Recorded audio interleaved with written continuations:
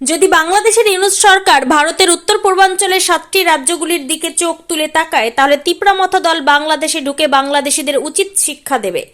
বিস্ফোরক তিপ্রামথা দলের প্রতিষ্ঠাতা প্রদ্যোৎ কিশোর মাণিক্য দেববর্মন রবিবার দুপুরে আগরতলা রাজবাড়িতে এক গুরুত্বপূর্ণ সাংবাদিক সম্মেলন করে তিপ্রামথা দলের প্রতিষ্ঠাতা প্রদ্যোৎ কিশোর মাণিক্য দেববর্মন বললেন, বাংলাদেশের মৌলবাদীরা বিনা অপরাধে দীপু চন্দ্র দাস নামে এক যুবককে গাছের সাথে বেঁধে নির্মমভাবে আগুন দিয়ে পুড়িয়ে হত্যা করেছে। কি অপরাধ ছিল তার? যদি বাংলাদেশের ইউনূস সরকার ভারতের উত্তর পূর্বাঞ্চলের 7টি রাজ্যের দিকে চোখ তুলে তাকায় আর যদি বাংলাদেশে হিন্দুদের উপর অত্যাচার না বন্ধ করা হয় তাহলে তিপ্রামথা দল বাংলাদেশে ঢুকে বাংলাদেশের ইউনূস সরকারকে উচিত শিক্ষা দেবে। কংগ্রেস, সিপিআইএম, বিজেপি, তৃণমূল সকল রাজনৈতিক দলকে তিনি আহ্বান জানিয়েছেন, এখন রাজনীতি না করে বাংলাদেশকে উচিত শিক্ষা দেওয়ার সময় এসে গেছে। ভারত সরকারের নিকট তিপ্রামথা দলের প্রতিষ্ঠাতা প্রদ্যোৎ কিশোর মাণিক্য দেববর্মন আহ্বান রেখেছেন বাংলাদেশের বিরুদ্ধে দ্রুত কড়া পদক্ষেপ গ্রহণ করার জন্য, বাংলাদেশিদের ভারতে আসার ভিসা অবিলম্বে বন্ধ করার জন্য। তিনি আরও জানিয়েছেন, ত্রিপুরার জনজাতি ছাত্রছাত্রীরা যাতে নিজের মাতৃভাষা ককবরক রোমান হরফে পরীক্ষা দিতে পারে তার জন্য ককবরক ভাষায় বই ছাপানো হয়েছে। আজ সেটি সকলের সামনে তুলে ধরা হয়েছে। যার যার মাতৃভাষায় পড়াশোনা এবং পরীক্ষা দেওয়ার অধিকার সকলের আছে। ত্রিপুরার মুখ্যমন্ত্রী ডক্টর মানিক সাহাকে কড়া হুঁশিয়ারি দিয়ে তিপ্রামথা দলের প্রতিষ্ঠাতা প্রদ্যোৎ কিশোর মাণিক্য দেববর্মন বলেছেন, আসন্ন এডিসি ভিলেজ নির্বাচনে যদি বিজেপির ক্ষমতা থাকে একা লড়াই করে দেখাক, 28টি আসনের মধ্যে একটি আসন জিতে দেখাক বিজেপি। ত্রিপুরা থেকে বিক্রম কর্মকারের report, crime press Bengal news.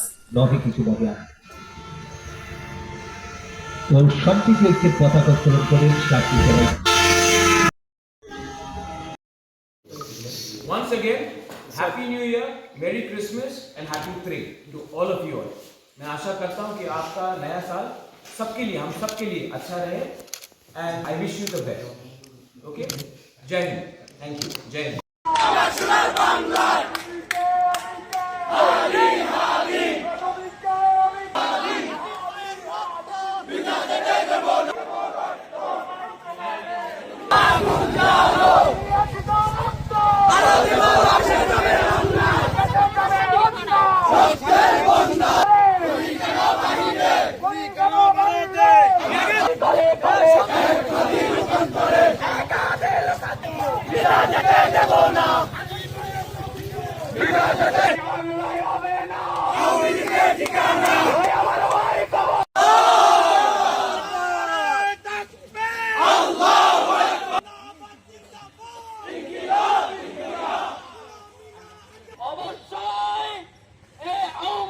নিশ্চিহ্ন করার আগ পর্যন্ত আমাদের সংগ্রাম চলছে।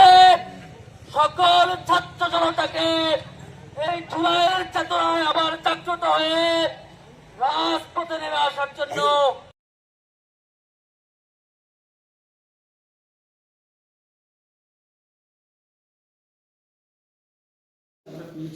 আমাদের ইস্যু মিটিংয়ে আমাদের মাননীয় উপজেলা ওনার নির্দেশে আমরা সব কিছু আমরা করতে পেরেছি এবং আমরা আগামী দিনে আরও সুন্দরভাবে আপনারা দেখুন আমরা সুন্দরভাবে এইভাবে আমরা চালিয়ে যাব। मैं I want to put this very clear. अगर स्टेट गवर्नमेंट इम्प्लीमेंट करता है कि नहीं करता है वो हम देखेंगे, लेकिन एडीसी 2026 से कॉर्पोरेट काउब्रू एंड बियॉन्ड दैट हम लोग मिजो लैंग्वेज है, चाकमा है, मॉग है, चाकमा तो इंडिजिनस स्क्रिप्ट है, जो भी लैंग्वेज है उनके कन्वीनियंस के हिसाब से हम लोग किताब प्रिंट करेंगे और हम लोग पब्लिश करेंगे। जहाँ तक हमारा क्षमता हम करेंगे। हम वेट नहीं करने वाले हैं गवर्नमेंट ऑफ इंडिया या स्टेट गवर्नमेंट को का पॉलिसी को पास होने के लिए। हम जहाँ तक हमारा वो एडमिनिस्ट्रेशन है हम पब्लिश करेंगे, प्रिंट करेंगे रोमन स्क्रिप्ट में। कोई हमें बता नहीं सकता है क्या राइट है क्या गलत है। पहले भी 3 कमीशन बना है और ये तीनों कमीशन का रिकमेंडेशन था कि कॉम्पोरो काउब्रू हमारा जो इंडिजिनस लैंग्वेज है उसको रोमन स्क्रिप्ट में लिखा जाए and we will go ahead with that. हमको किसी से सलाह नहीं चाहिए। Thank you. अब उसने ये बात कह दिया है तो उसके बाद मुझे और क्या बोलना है? मैंने तो नहीं कहा, लेकिन सीएम ने खुद उस दिन बोल दिया कि बीजेपी 28 सीट जीतेगी, मतलब कि हमें एक सीट भी नहीं मिलेगी तो हमें अलग से लड़ना पड़ेगा।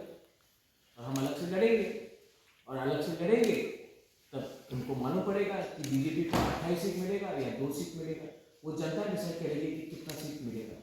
लेकिन मैं अपने तिपरासा के ऊपर विश्वास करता हूँ और मैं जानता हूँ कि तिपरासा हमें नहीं छोड़ने वाला।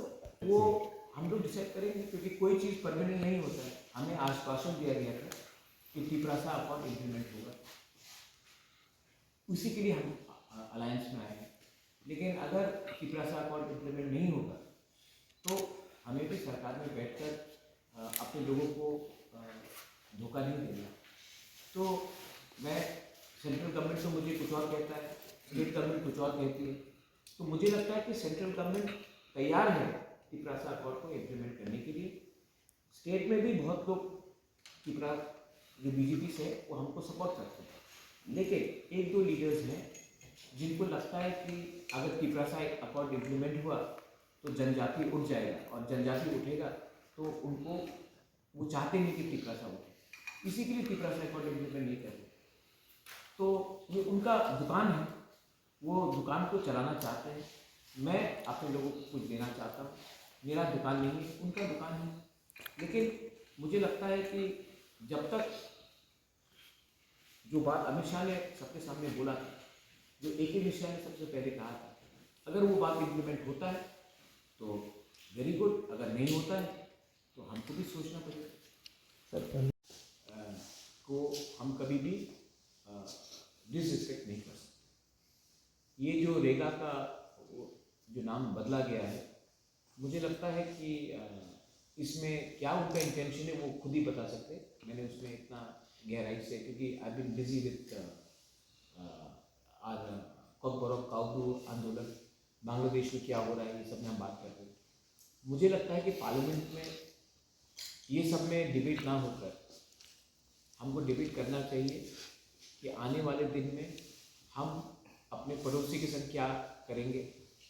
हमारा इकोनॉमिक कंडीशन, आज जब सब जीडीपी के बारे में बात करते हैं, हम लोग फाइनेंशियल ग्रोथ के बारे में बात कर रहे हैं, ह्यूमन ग्रोथ के बारे में बात नहीं कर रहे। जो गरीब था, यहाँ में आप लोग सब जर्नलिस्ट हैं, पिछले 7-8 साल में आप लोग अमीर हुए हैं, लेकिन हमें बताया जाता है कि आप हिंदुस्तान उठ रहा है।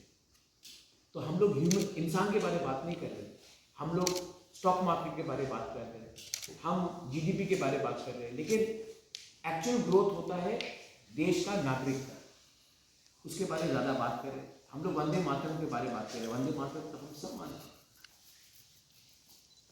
हम लोग वंदे मातरम को सब सम्मान करते हैं, जनगण मन को सम्मान करते हैं, लेकिन उसमें डिबेट हो रहा है। लेकिन इकोनॉमी के ऊपर भी डिबेट होना चाहिए, बांग्लादेश में क्या हो रहा है उसके ऊपर डिबेट होना चाहिए। मैं फिर से आपको बोल रहा हूँ, 2 महीने के बाद बांग्लादेश में इलेक्शन है, और जो सरकार बैठेगी बांग्लादेश में, पार्टी के खिलाफ भी, उनके लीडर के खिलाफ व्यक्तिगत तौर में कभी भी कुछ नहीं बोला है, क्योंकि it's a recognised political party. Constitution में सबको अधिकार है अपना बात रखना, लेकिन गाली देना, गलौज देना, जो कॉन्वर्सेशन है इसको नीचे गिराना, इतना हिम्मत है इनके पास कि तिपरा मोथा को आप जला दोगे, ये करोगे।